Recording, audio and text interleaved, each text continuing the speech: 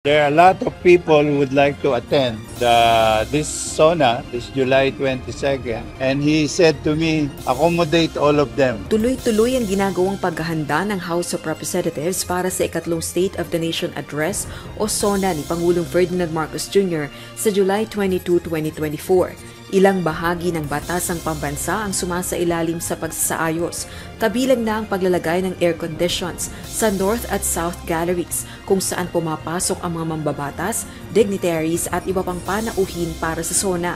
Ayon kay House of Representatives Secretary General Reginald Velasco, nakapagpadala na rin sila ng nasa 2,000 imbitasyon at mahigit kalahati dito ang may kumpirmasyon na. Magpapatupad ng lockdown ang House of Representatives bilang security measures bago ang third SONA ng PBBM administration.